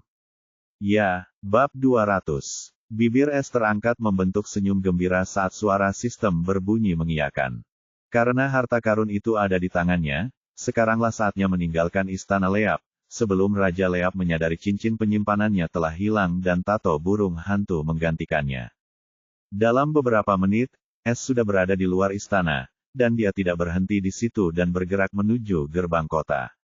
S tahu begitu berita keberadaannya tersebar, seluruh gerombolan musuh akan membanjiri tempat ini, dan dia harus segera memulai persiapan rencana besarnya sebelum hal itu terjadi. Tanda pisah. Di dalam istana Leap, Leap King berjalan santai menuju kamar ratu dengan wajah yang tidak jelas. Hari ini dia dalam suasana hati yang baik karena dia baru saja menerima laporan bahwa putra bungsunya telah mencapai ujian terakhir di Damien Royal Institute. Ia akan memberitahu istrinya, Sang Ratu, tentang kabar baik ini dan juga merayakannya bersama Sang Ratu malam itu. Tanpa sadar ia menyentuh jari manisnya karena kebiasaan. Seperti biasa, ia menduga akan ada sentuhan logam, tetapi yang mengejutkannya, ia hanya merasakan kulitnya yang hangat. Raja Lompatan akhirnya menatap jari manisnya dengan tatapan bingung dan ketika matanya tertuju pada cincin itu, ada tato burung aneh, bukan cincin penyimpanan. Otak sang raja tiba-tiba berhenti bekerja sesaat, matanya yang terbuka lebar nyaris keluar dari tengkoraknya sementara seluruh tubuhnya mulai bergetar tak terkendali. Tepat pada saat berikutnya, sang raja memuntahkan banyak darah dan wajahnya berubah pucat seperti hantu. Yang mulia, dua suara menggelegar yang dipenuhi rasa heran dan gentar terdengar saat dua pria berpakaian baju besi hitam muncul di samping Leap King. Awalnya mereka mengira itu adalah percobaan pembunuhan dan melepaskan aura mereka sepenuhnya. Namun, mereka tidak menemukan siapapun. Ketika mereka akhirnya melihat ke arah Leap King, mereka tercengang karena wajah sang raja berubah karena kegilaan dan kebencian. Mereka belum pernah melihat Leap King yang tenang seperti ini sebelumnya. Mereka tidak berani bicara lagi karena mereka bisa merasakan hawa membunuh yang pekat dari sang raja. Bahkan mereka takut jika mereka bicara, dia mungkin akan membunuh mereka. Mata sang raja merah padam saat ia menatap tato burung hantu itu dengan kebencian yang mendalam. Ia ingat dengan jelas melihat simbol ini beberapa bulan yang lalu, dan ia tahu siapa pemilik simbol ini. Ia mengirim sekelompok kecil orang untuk mencarinya tetapi tidak pernah berhasil. Tak pernah sekalipun dalam mimpinya yang terliar, ia membayangkan orang ini suatu hari mencuri darinya dan memberinya simbol ini seumur hidup. Yang paling menyebalkan adalah, ia bahkan tidak tahu kapan bajingan itu mencuri cincin penyimpanan itu. Aura pembunuhnya mencapai puncaknya, ia berteriak dengan suara serak dan seluruh istana mendengarnya. Penjamret jahat itu. Wajah kedua penjaga itu pucat karena mereka paling dekat dengan Leap King. Kata-kata raja membuat mereka bingung ketika mereka juga tiba-tiba teringat mendengar tentang sesuatu yang sangat mencengangkan beberapa bulan yang lalu. Mereka segera melihat tangan raja dan wajah mereka pucat pasi ketika mereka melihat tato burung hantu. Bagaimana? Salah satu dari mereka tidak dapat menahan diri untuk tidak berkata dengan bingung. Raja Lompatan mengendalikan emosinya yang kacau karena ia adalah penguasa negara dan juga seorang kultivator sungai Ki Puncak yang kuat. Tidak banyak hal yang dapat mengguncang emosinya hingga sejauh ini. Namun, ketenangan ini tidak berlangsung lama ketika dia memikirkan tentang perbendaharaan, dan dia berlari menuju ruang tahta dengan kecepatan penuh. Meskipun perbendaharaan itu tersembunyi, dia masih ingin memeriksa dirinya sendiri untuk menenangkan hatinya yang gelisah.